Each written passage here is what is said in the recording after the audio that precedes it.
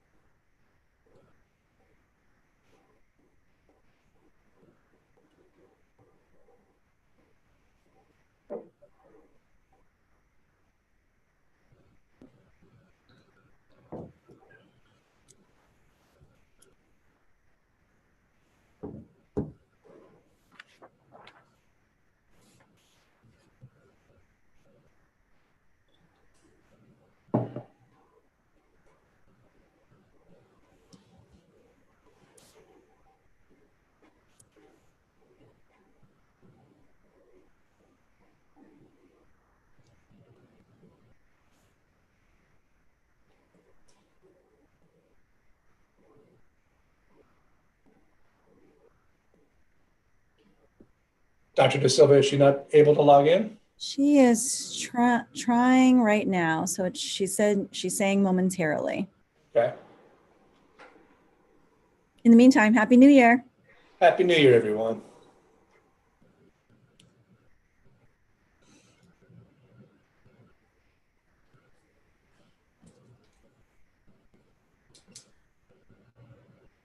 Okay, well, it is 7:02 and we do have a quorum here. I am going to call to order this special Board of Education meeting for January 6, 2021.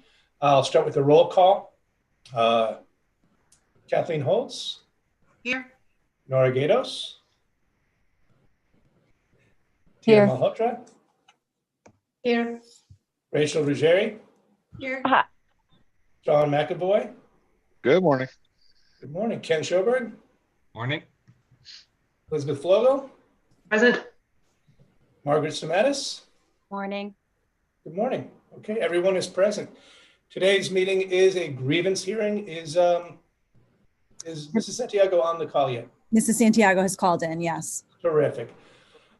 Since this is an uncommon occurrence at a Board of Education, I don't believe any member of the current Board of Ed has gone through a grievance hearing before. I thought it'd be important to hear our attorney take us through the logistics here before we dive in. Good morning.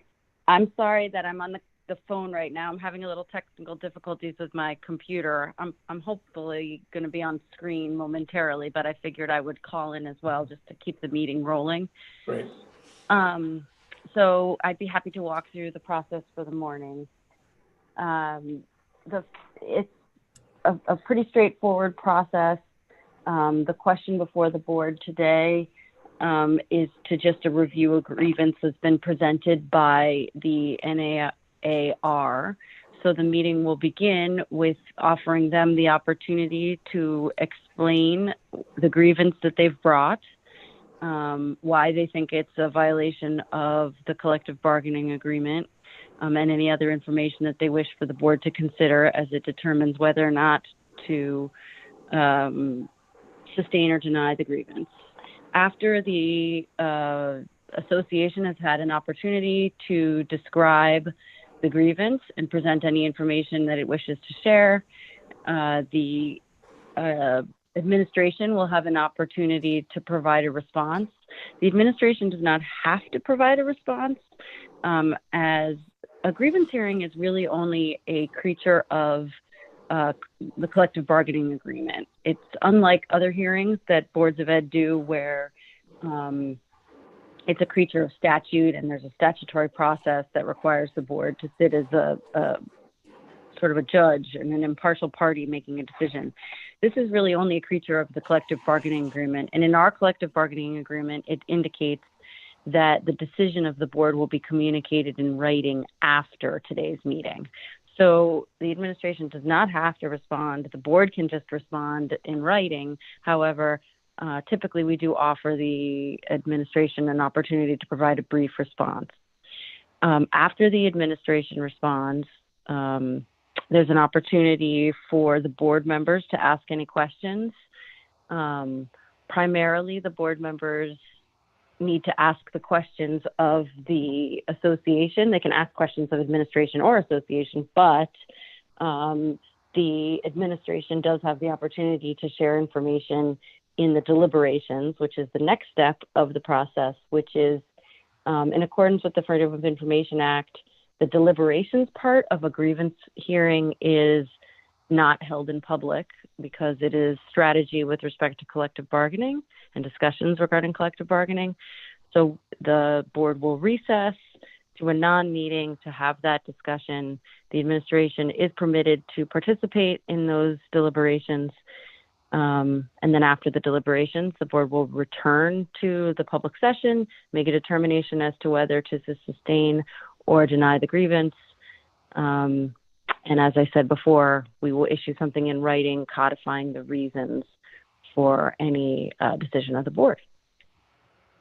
Any questions, or does that process, does that explain the process? Any questions from anybody on the board? If not, we can move right into hearing the, Ms. Mattis. I'm sorry, I just wasn't sure what the outcome of today, regardless of which way it goes. Is there a next step that might be determined based on what the outcome of our possible vote is? Or is this the end of the road?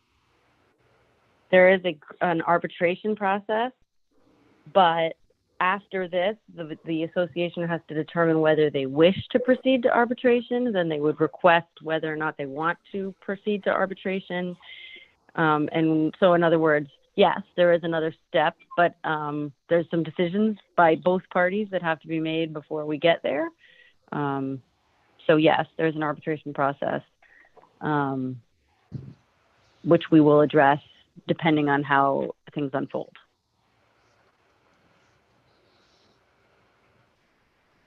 Anyone else? Did that answer?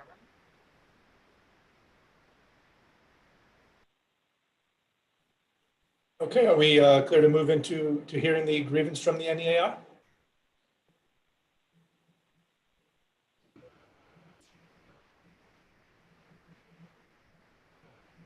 Okay, so should I start? Please. Thank you. Happy New Year, everyone. Thank you for getting together with us at this early time of morning. I know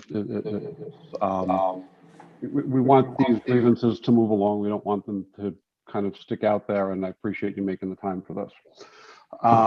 My name is Tom Kennedy. I represent NEA Ridgefield. I am working with Ms. Zier, who is an art teacher in 2 schools here in Ridgefield.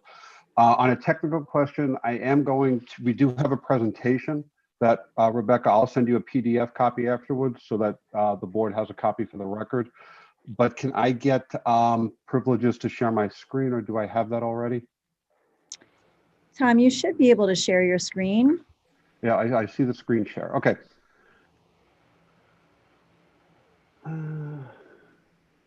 By the way, I did get my computer working, so I'm gonna log in, and if someone can admit me from the waiting room when they see me, I'd appreciate it.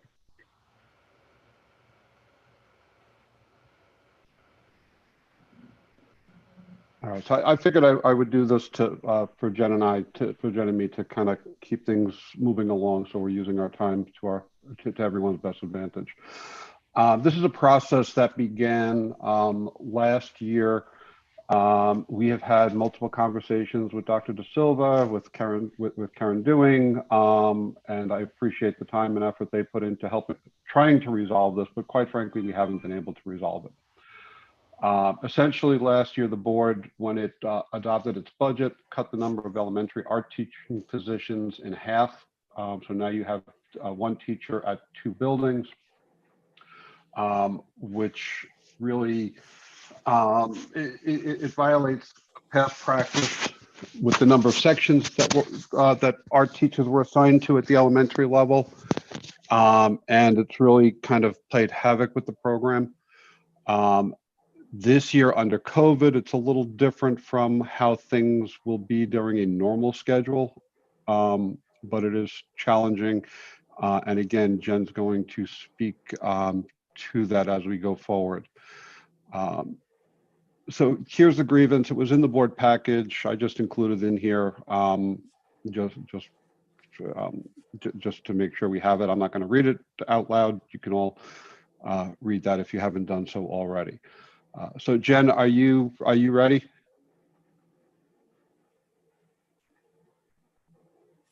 Yes. Okay, so we're going to start. We'll start with you. Okay. Yeah, I mean, I may need you to take over at some point, but sure, I'll get going. So basically, the reason for bringing this grievance to you guys, I'm here because I love what I do, and I feel like we built this amazing art program. And I do have a dual interest in actually what does happen with the art program, because I'm a parent and I'm an educator in town. So I do feel as though elementary art has been targeted after I called OSHA in back in 2018 for air quality issues that did lead to health issues for me. I do not feel that any other special area programs have been cut. And I do feel that the cuts have led to very significant changes to the past practice of my schedule as an art teacher, and also really led to the detriment really of what once was an exceptional program here. We built this program. This is my 15th year of teaching here in town, and I feel like it has drastically changed. Tom, I don't know how to go to the next slide from here. I have control of it. I'll do that. Oh, okay. All right. Just tell me when you're ready. Yeah, if you want to go over what past practices. Yeah, so this is a grievance based on past practice. There is no specific contractual language in the NEA Ridgefield Board of Education collective bargaining agreement that addresses the number of sessions a teacher is assigned, especially an elementary teacher. So past practice is a long-standing frequent practice accepted and known about by the union and the management. It meets the standards of being a bona fide past practice. It's considered part of the contract.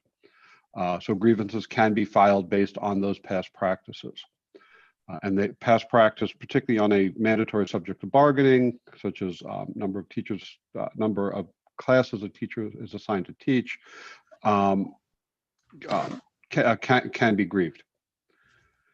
So it's recognized and accepted by the parties, and it's used several times in the past. We're not talking about something that happened once or twice. We're talking about a practice that's been consistent over a number of years, as the elementary teaching schedule. It's clear and applied consistently. It's not a special one-time benefit. So this applies to the art teachers across the elementary level, not just to Ms. Zier. The union and management knew the practice existed, and management agreed with the practice. In fact, management does make those assignments. And again, it existed for a substantial period of time and it had occurred repeatedly. We believe that, again, the assignment of art teaching, our teaching schedules is a past practice that has been violated, in large part because you now have, rather than having one art teacher in one school building, you have one art teacher in two school buildings, essentially, in some cases, almost doubling the teaching load for those teachers. So Jen, you want to talk a bit about what the past practice for art teachers in Ridgefield is? Yeah. So basically, I started here in 2006 and my schedule has not fluctuated to more than 18 to 20 class sections per school year from 2006 to 2016. And I actually put down below how much time, the classes were. It's fluctuated as far as a 5 to a 6 day rotation, but instructional minutes have definitely fluctuated as well. The other thing that I'll mention, historically, a 0.8 position has been between 14 or 15 class sections, which has happened on more than one occasion as I've been employed here. So basically from 2006 to 2016, all essentials were 1 time per week, actually, except for PE, for 40 minutes. Then 2017-18, it changed and we went to a 6 day rotation, which all of the elementary schools were asked to do. Every school did something different. So to make up for instructional minutes, I saw kindergarten, that was the only grade that couldn't be 55 minutes, but grades 1 to 5 were 55 minutes to make up for that time.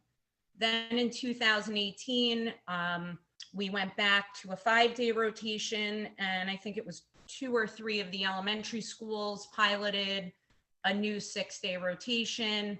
So I went back to 1 time per week for 45 minutes. Last year was my first year actually at Branchville. And there we went to twice every 6 days for 1 trimester. And actually that was a 45-minute class. I forgot to put that in there. But the 2 times every 6 days for a trimester made it so that everybody had equal instructional minutes. So I think, and then I actually put in a whole bunch of my schedules that I had saved dating back to 2014-15. But that's really from 2006 to 2016, it didn't change. Right. And Jen, throughout that time, you've consistently been assigned to teach 18 to 20 classes, correct? Yes. However, last year, because of the 6 day rotation and the way they designed the schedule, I saw all grades 2 times every 6 days for an entire trimester. Okay. And just as a note, consistently our middle and high school teachers, whether they're content area, art teachers, whatever, they're scheduled to teach 5 classes a day. That's not specifically in the contract. That's been done through past practice. And just as an aside here, by the way, I tend to keep these a little on the informal side. So, if anyone has questions, don't hesitate to just kind of wave your hand or interrupt Jen or me and ask, rather than wait until we get to the end. The only thing, Tom, about that is that we have only an hour set aside. Right. So we're trying to move it along. So that's kind of why I set forth the more rigid Okay. All right. process. But Okay. I appreciate sorry. that. And I certainly, Okay. I appreciate your willingness to answer any questions. Okay. All right. So this is currently Jen's schedule. Jen, you want to describe your current schedule? Well, my schedule at Branchville leaves. And Branchville is the A, B, and C days in this schedule. Yes. So And Veterans Park is the D, E, and F days. Right. So as you can see, ABC days, there's really very little time in the schedule to do the planning, preparing of materials, forming relationships with students, and, you know, especially with the social emotional well-being of students, it really doesn't allow for much time to do any of that with parents, with faculty. You know, I'm thinking of an issue I had yesterday and I had to leave it to the teacher. And unfortunately, I didn't have time to deal with it. And it really was upsetting to me. You know, I have 18 sections at Branchville. So that's a very packed full schedule, which you can see in here. When you look at Veterans Park, I have 13 sections. I have more time there to actually put together displays, to talk to teachers about various issues, to deal with 75 different IEPs that I have of students. You know, I have nearly 600 students, and I don't know any other position in the district where anybody has 31 sections, 2 schools, almost 600 students to teach materials preparation and lesson planning. And then on top of that, 75 students with IEPs, that is a legal obligation. Being familiar with 504s as well. You know, at Branchville, it doesn't leave time for those things at all.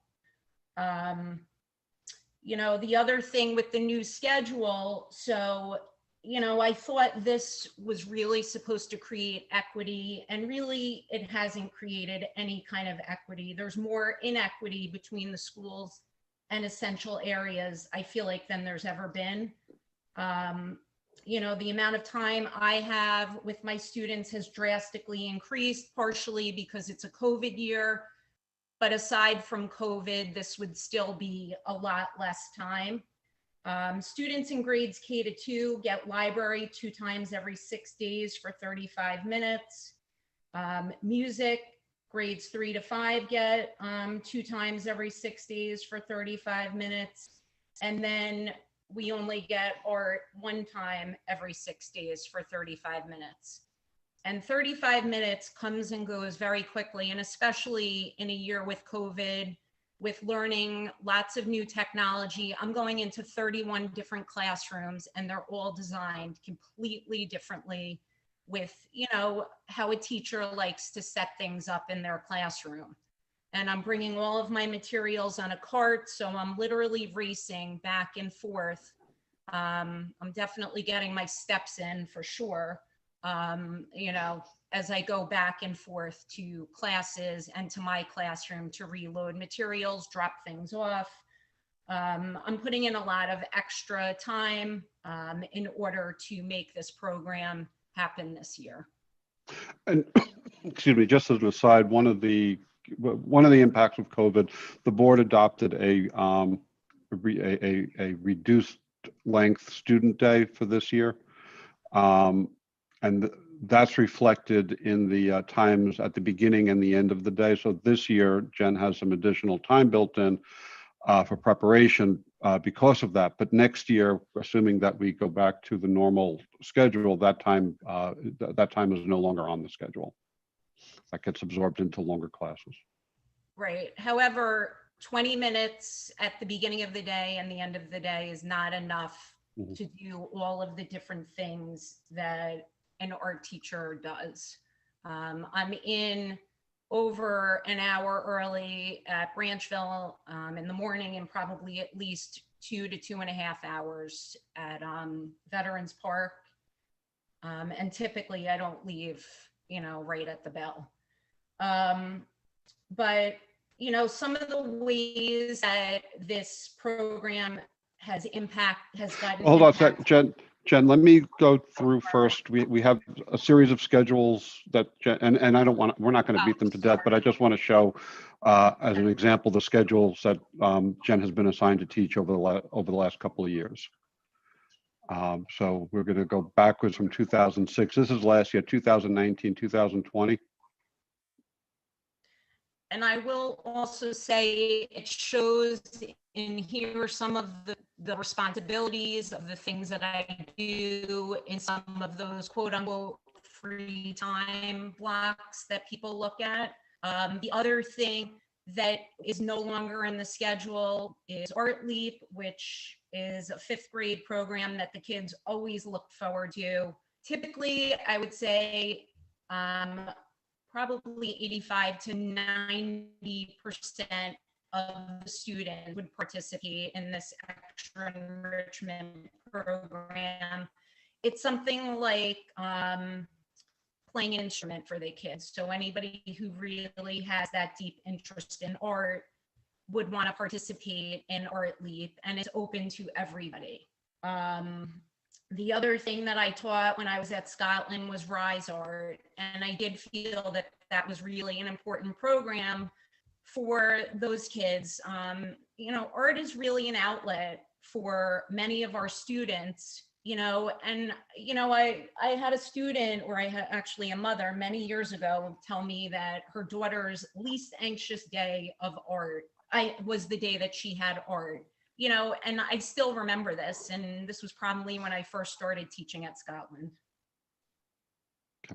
And this schedule from last year, that was at Branchville, correct? Yes. Okay. All right. So, and then we have another couple of years of schedule. And so this was 18, 19, that was a 5-day schedule? I think so, yeah. Yes, And that's. yeah, you're at Scotland. I mean, typically what you can see that's consistent, and you really can see it from the schedule this year, is the difference in my schedule between Branchville and Veterans Park, which I'm living now. How different a large school is compared to a small school where I now actually have a little time to breathe. I don't feel as though I have that at Branchville. Okay, this is 17, 18 schedule. This was a 6-day rotation. This was at Scotland as well, right? Yes, that's where I spent the most time of my years in Ridgefield. Okay, and like we're not going to analyze these schedules to exhaustion, but Jen, if there's anything you know, significant you want to mention about it, by all means, or I'll just go on to the next.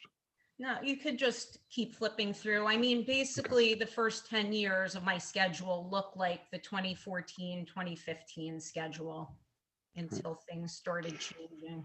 And these were all at a single school where you were assigned 18 to 21 classes plus Art Leap and Rise, correct? Well, it typically was somewhere between 18 to 20 with Rise, with Art Leap. 20 to 21, something like that. Yes. Okay. But I had the opportunity to really, I feel like, get to know the kids well, get to know the teachers, you know, get to know the parents. What I will say, I mean, I guess I'll go into this as soon as you're done looking over okay. Schedules. So 15, 16, all very similar.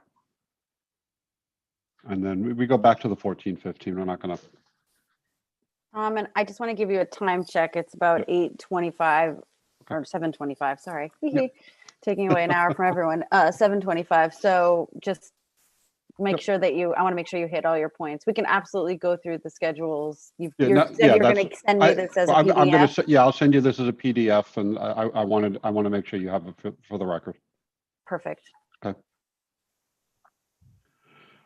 All right, so Jen, you had started talking about equity a bit before. Do you want to just?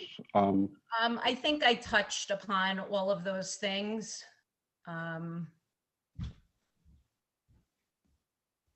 So you could go to the next slide. Okay. You do mention IEPs and 504s. Can you just briefly talk about as an essential area teacher what your responsibility is for the IEPs and the 504s? I'm the same responsibility that a classroom teacher has. You know, there's goals and objectives that I have to be familiar with and that I do have to meet. The total 75 students is between two schools, and I'm still learning, you know, who all of the kids are at Veterans Park, who all of the new students are, and who you know, kindergarten students are. So I'm still learning almost 400 kids' names. It's a lot. It's a lot to look over an actual IEP. I have a child who has one, so I know it's many pages, a lot of work goes into it, and there's a lot of management that goes into it. And that's aside from all of the typical, you know, social, emotional, you know, issues that, you know, all students have, you know, especially in a year like this year, you know, there's more uncertainty. But, you know, just overall, almost 600 students is quite a bit to manage. And I don't know of another position in the district that, you know, where somebody teaches that much, other than my two other art colleagues. Thank you. And can you, you know, and we know this is not contractual issue, but the program, I mean, you're very much dedicated to the program. Can you talk a little bit about, you know, this addresses some of the issues that are lost with the program. Can you talk about some of those that you're not able to do with the schedule that you currently have? Sure. There really is no time to create building displays. I mean, the kids love seeing their work hanging up on the walls. I mean, I make a school look like an art gallery. I have parents sending me pictures of things all the time because they are impressed with what their kids can actually do. You know, there's building displays, matting, labeling, and hanging artwork for art shows. I mean, there's approximately 2,000 pieces of artwork that go up for an art show each year. And my art show is not just, oh, come in and take a look. I have my last year at Scotland, this is the last year that I was able to do this. I had 35 students playing music for everybody, you know, instruments. I had a collaborative family weaving that still hangs in the Scotland School cafeteria. That was something we did in the cafeteria. I had students helping to pass out hors d'oeuvres. It is an entire celebration of learning. And there is really no way to do something like this anymore, not with the way this schedule is. I'm sure I had volunteers coming in, but you know, the bulk of it was done by myself. And if I had an intern, they would typically help as well. You know, the other things that I can't see possibly having the time to plan for, we had a partnership with the Aldrich. That was a 3rd grade thing, Youth Art Month. I did a Branchville town exhibit as well. These were all things that families really looked forward to, just like going to a concert for music. These are things that were the expectation of parents and of kids. I mean, I can't tell you, you know, how many kids, oh, I don't see mine up there, and I would find it, you know, their artwork for them just so they could see and feel that sense of accomplishment.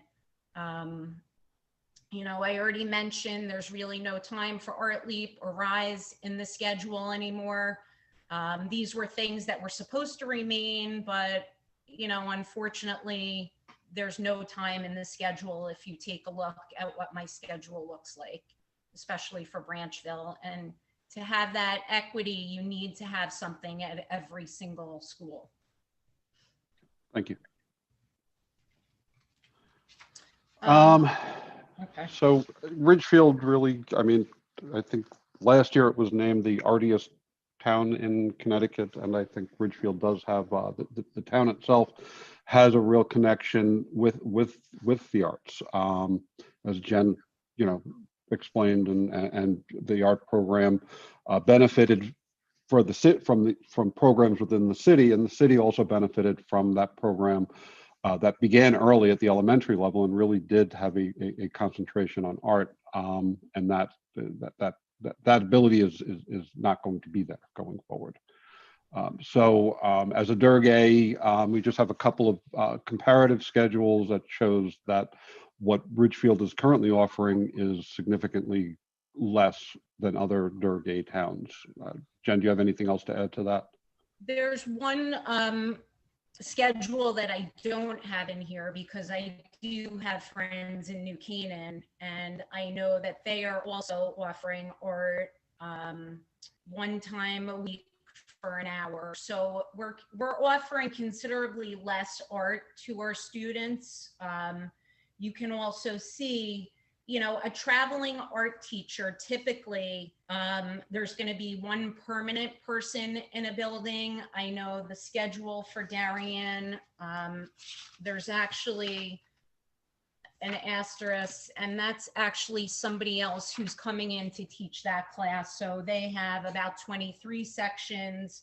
I didn't count up how many Westport has, but you can see there's more prep periods because there's more to do as an art teacher. I mean, you know, planning a clay project, for instance, you know, setting up 45 minutes, loading and unloading a kiln. Those are things that take quite a bit of time. Setting up paints. I mean, I didn't put a picture of what my tables look like in my art room, but I have supplies set up across the board because if I'm not organized, I can't deliver a program.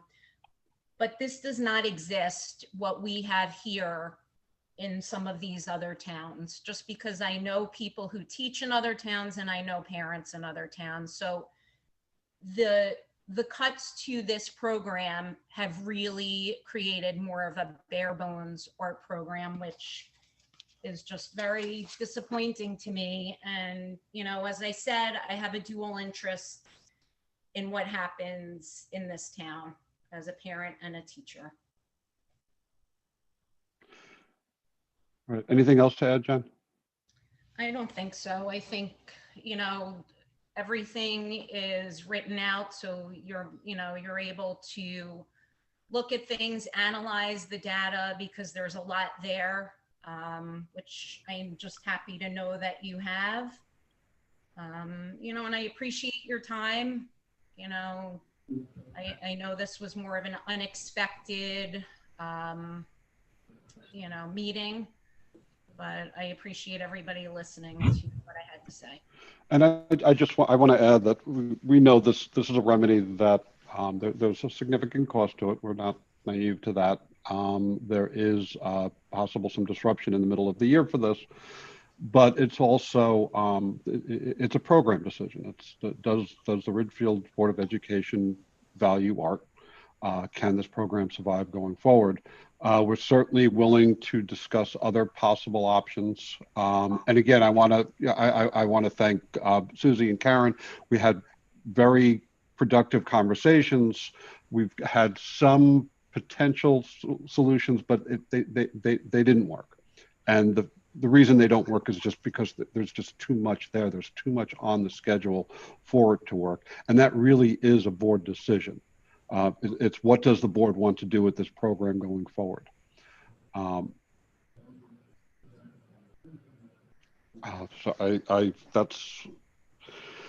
that's what we have. We appreciate again your time, and if there's any questions, I'm gonna go up sharing if you don't mind. If I can figure out how to do that. Oh, I just have to hit stop share. Okay. So what I would suggest is, Susie, do you want to give a brief response, and then we can see if there's any questions, just so that the board has the benefit of the administration's position before asking any questions? Sure. Well, it'll be brief. So Jen, thank you. And thank you, Tom. And, you know, our efforts to collaboratively process many of the challenges that you've brought to our attention on your behalf. I think that we've worked hard to try to find solutions to those. This is a unique year on top of it all. So I'm sure that's adding a layer.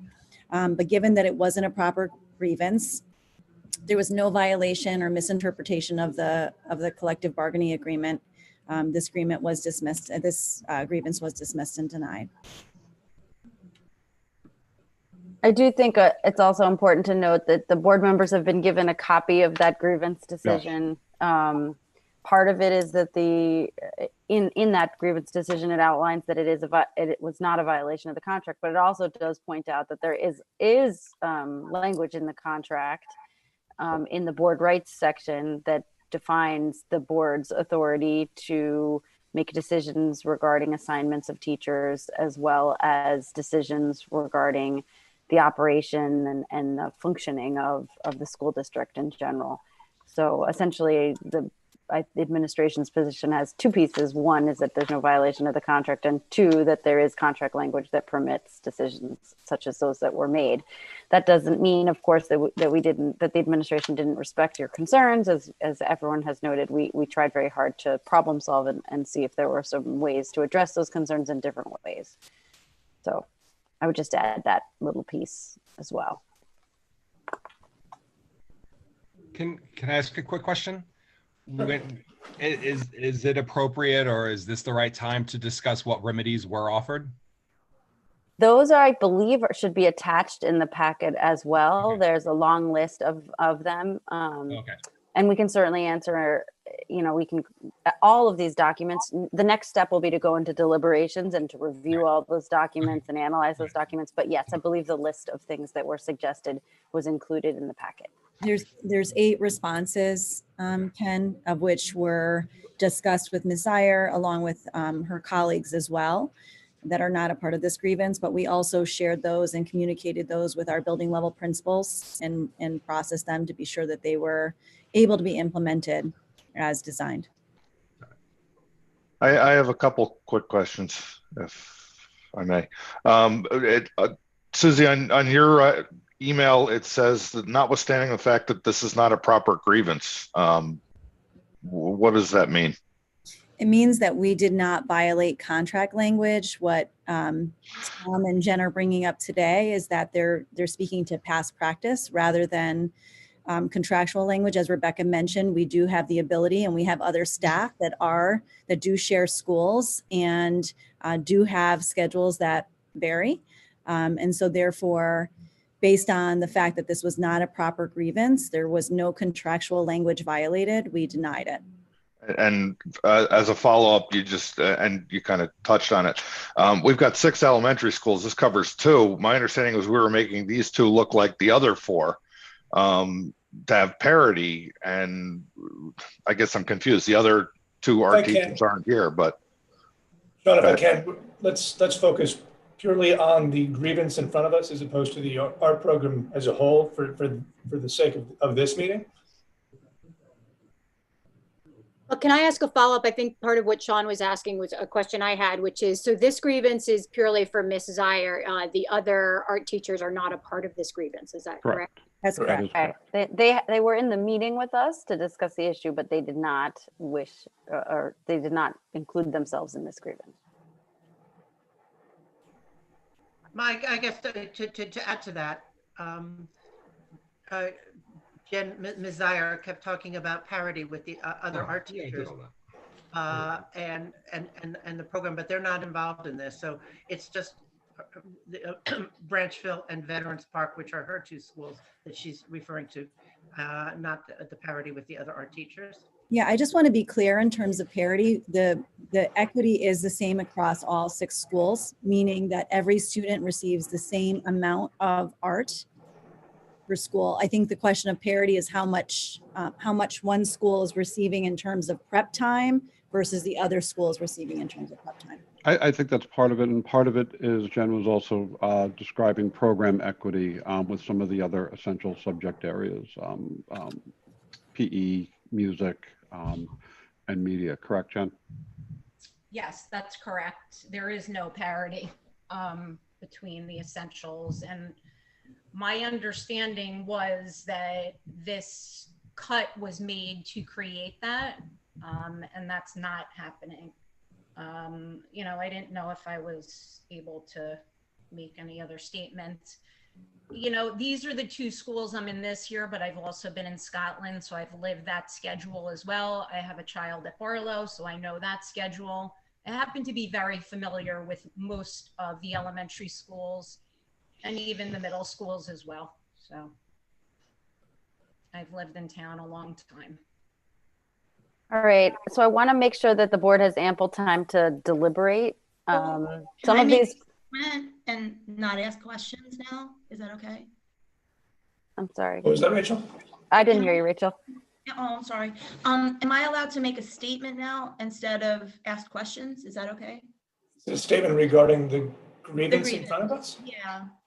I just wanted to say, first of all, thank you for your time this morning and coming forward. And then secondly, I did vote against this cut in 2020. I was not for it. I have all the documents in front of me in which we were given. I understand the language is very vague, and to Jen Zier's point in her grievance, she writes, you know, it is silent on the number of classes assigned to essential teachers and the number of student contracts per year for essential subject teachers.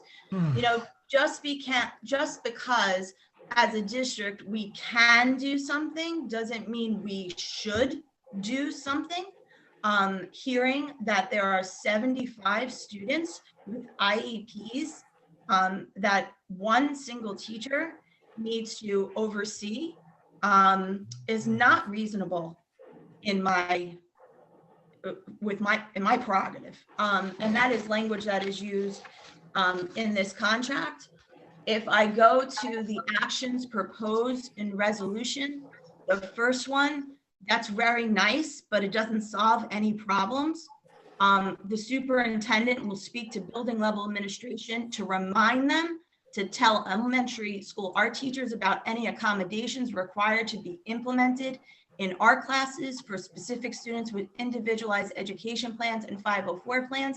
That's not solving any problem. It's not solving the problem that there's still 75 students with IEPs or 504s. Reminding somebody is not a resolution. I would actually think number one is a red flag that our teachers not know about IEPs and 504s in our schools. I think probably Ms. Zier does know about those lists of students. It's actually fulfilling the obligations of those legal documents that is difficult. And Rachel, we can answer some more of these questions. I mean, I don't want to get into the whole discussion that we had separately. I mean, each of those things were specific requests from the association. So they said, can you do this? Can you speak to it? Can you remind everyone of this? Can you make sure we have the appropriate paperwork? And then the administration decided, yes, we can do that. So some of that comes out of a larger, all of that comes out of a larger conversation. But I certainly appreciate your comments. I don't want to get too off target because, as everyone has said, we really have to deal with the grievance today. There is absolutely a larger question that the board may want to take up at a separate time about whether they want to continue in this direction with the art program. That is something that the board absolutely has every right to discuss. And I think part of what's coming up in this is they're asking that you think about that, but it may not be, well, it isn't really the topic for today. Today is really just to address this grievance. And so I want to make sure we stay on topic only because I know you have other meetings for today and I want to make sure that we accomplish what we need to do. And mindful of the time we have left here, I'm going to take us into recess now. We'll go into recess.